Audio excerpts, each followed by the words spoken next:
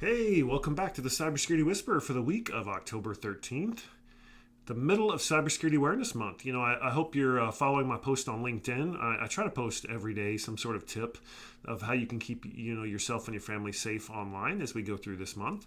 Been a crazy month with some traveling, so haven't really had a chance to stop and record these.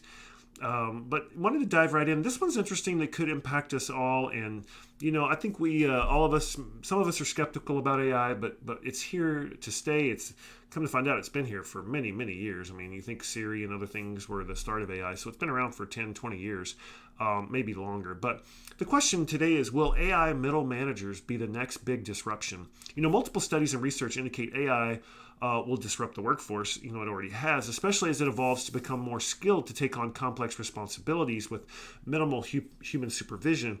You've got autonomous AI systems that leverage natural language processing. You've got machine learning algorithms and access to large data sets to oversee tasks that are typically managed by humans. And so do we need to worry? As AI continues to evolve, managers must ask themselves, are we being sidelined or liberated? This question looms larger as autonomous agents step into roles previously occupied by humans. This transformation, of course, it's already underway. A survey by Gartner found that 80% of executives think automation can be applied to any business decision. The increasing resilience on AI is driven by the technology's ability to delegate tasks, optimize workflows, and even evaluate performance based on data analysis, which is often tied to a middle manager's KPIs. Autonomous agents pose an organizational workforce shift from delivery to supervision. Consider Microsoft's Copilot. It mimics many of a manager's role, creating and assigning tasks, tracking deadlines, and notifying team members when input is needed. Microsoft termed it a valuable team member, underlying that the control will always lie with the user so that the whole team can be more productive, collaborative, and creative together. And then there's another report by CB Insights. It says more than 50 companies are developing AI-powered agents that can function as middle managers. These AI agents are capable of managing sales, customer service, software development, and compliance tasks, among others, effectively acting as decision makers in enterprise settings. AI could transform the entire employee lifecycle.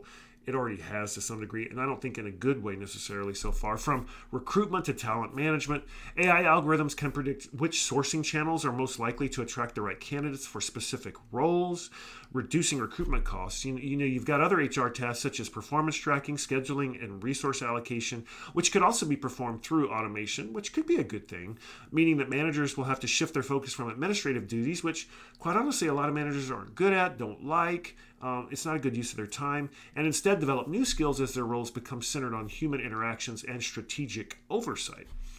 And according to another report by Gartner, this will result in the shifting of roles over time as fewer people will be needed to complete the same amount of work. In fact, 76% of HR leaders believe they will lag in organizational success if they do not implement AI solutions in the next 1 to 2 years. So all stuff to be considered there.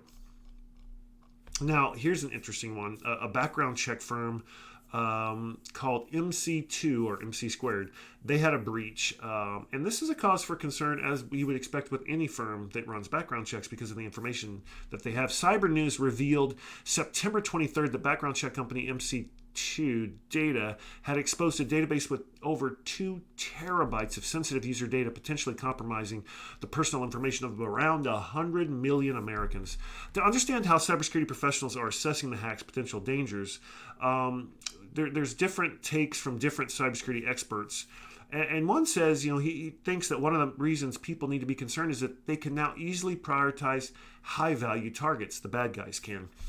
And so the amount of information exposed, it's intimidating, but the danger is that the attackers may comb through the data for big targets, and the records could contain passwords and other identifying information. So what happens now with the adversaries is they know a current email address of a high-value target, and they can just start launching phishing campaigns or trying credential stuffing attacks.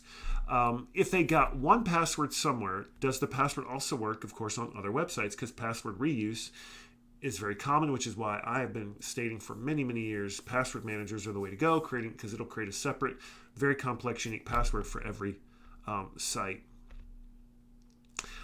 This breach is symptomatic of the overall threat trends that show annual increases in attacks and breaches on a consistent basis across industries and threat surfaces. And so, it's a reminder to always assume, which we have, that your sensitive information is compromised. We know it's all compromised. It's all out there.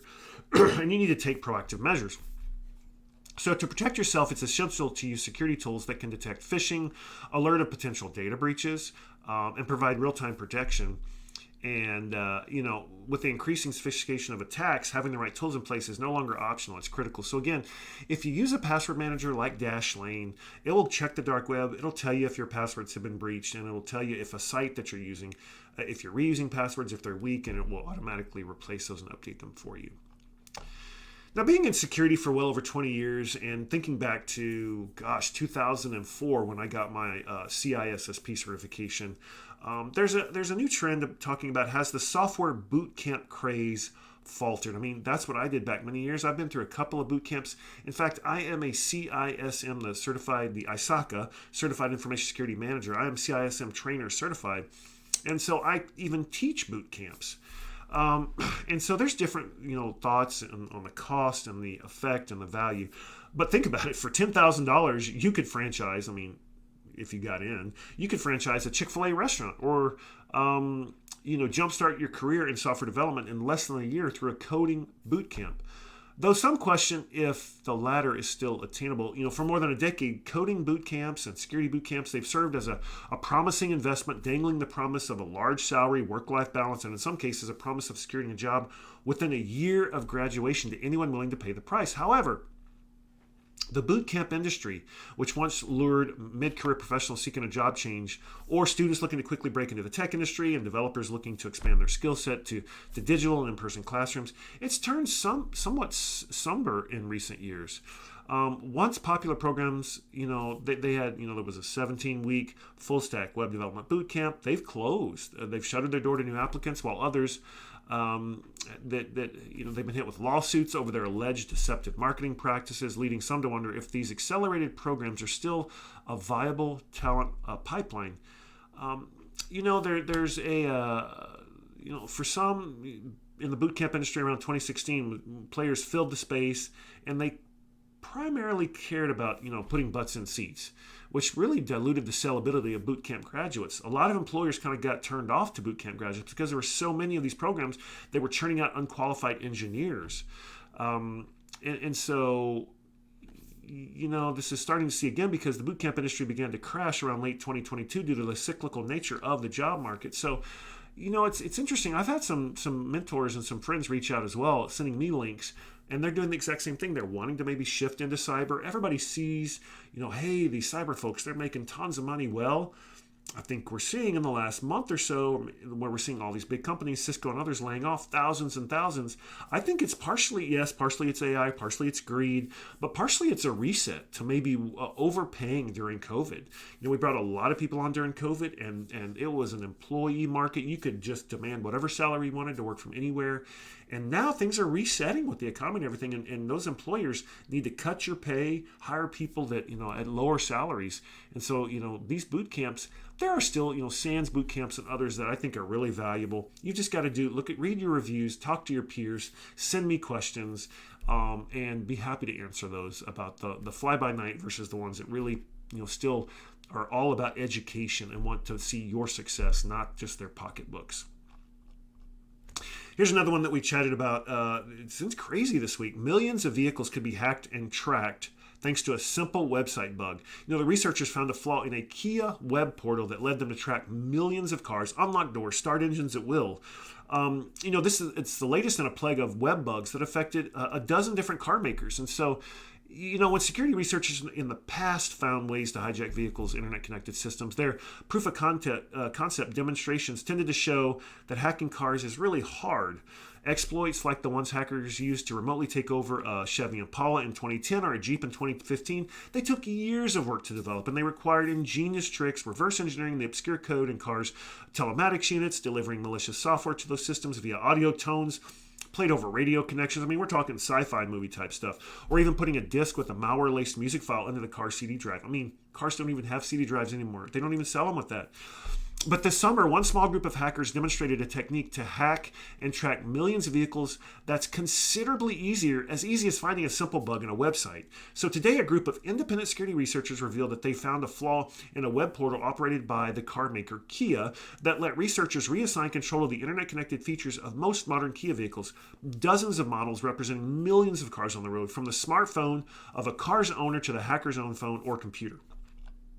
By exploiting that vulnerability and building their own custom app to send commands to target cars, they were able to scan virtually any internet-connected Kia vehicle based on its license plate, and within seconds gain the ability to track that car's location, unlock the car, honk its horn, and start its engine at will.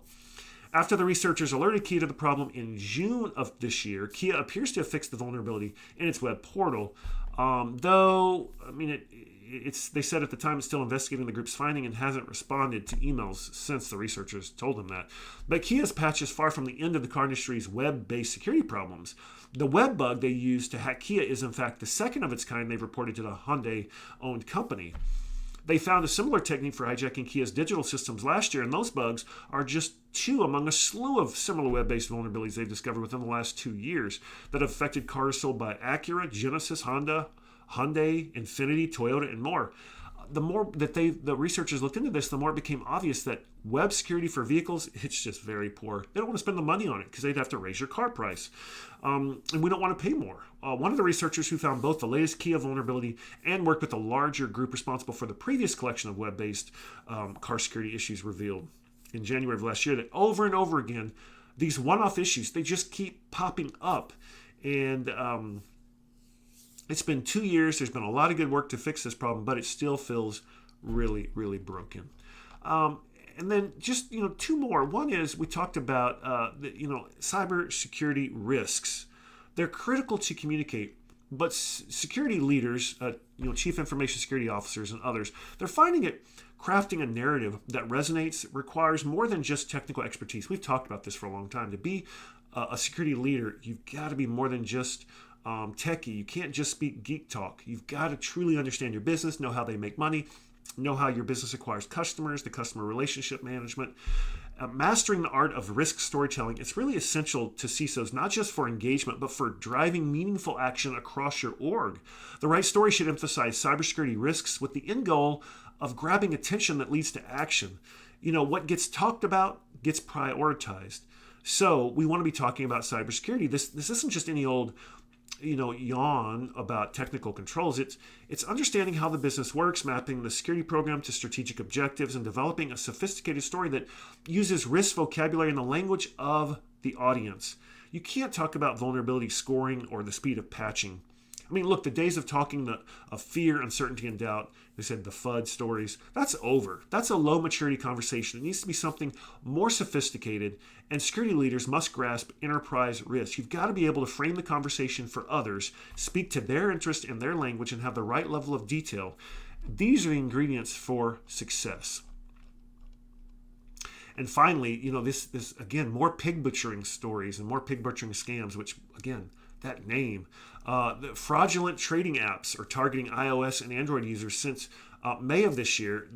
Analysts have detected a number of fake mobile apps disguised as trading platforms, and all of these applications were developed for the Android platform using a single cross-platform development framework. And one of the apps discovered was distributed through the official Google Play Store, while a similar app targeting iOS was found shortly thereafter. And unlike conventional mobile Trojans, that were first discovered in February of this year, these applications, they lacked the typical malicious features. Instead, the cybercriminals created a facade of a legitimate trading platform to defraud its victims. While these type of schemes, now widely known as pig butchering, are not new, the strategies and tactics continue to evolve. Pig butchering, again, is a term used to describe a sophisticated and manipulative scam in which cybercriminals lure victims into fraudulent investment schemes, typically involving cryptocurrency or other financial instruments.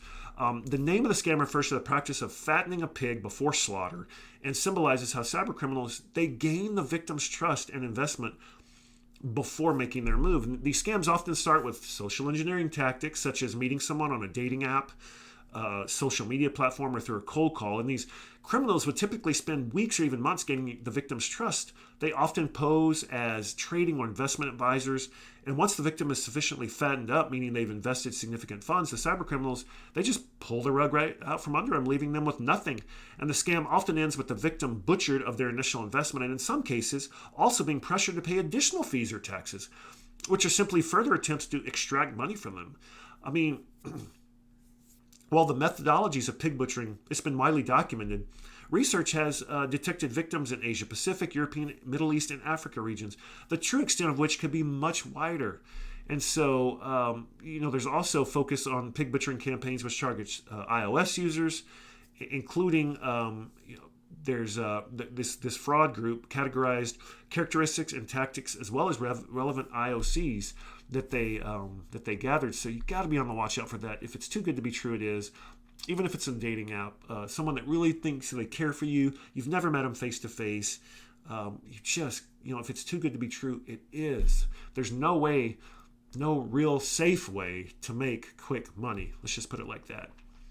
And finally, again, we've known this for a while, and just so that you're aware, smart TVs, they are taking snapshots of what you watch. LG and Samsung, I'm sure all, but smart TVs, they're shipping with intrusive technology that takes snapshots of the screen in order to track what you are watching. And the technology, it's called automatic content recognition. It was pioneered in the early 2010s by Shazam. Many of you knew that from, what song is this before Siri would tell you, and it was Shazam. It was initially offered via software libraries and SDKs and was found only in a few apps such as Netflix, Hulu, and others. However, over the past few years, this tracking technology has slowly crept into the core firmware of almost all modern smart TVs, making it impossible to avoid if you've bought a recent TV. In a research paper that was published at the start of September, a team of academics looked at how ACR works. And the team used TVs in different modes and looked at network traffic to see when the TV was uploading captured snapshots to an ACR server for analysis. And on the server side, these snapshots are analyzed against a database of known visual fingerprints to determine what type of content you're watching and then show relevant ads to the owner of that TV. And so again, maybe you can install a Pi-hole, which is a Raspberry Pi firewall, so that it can't send those up. There are potential ways around that.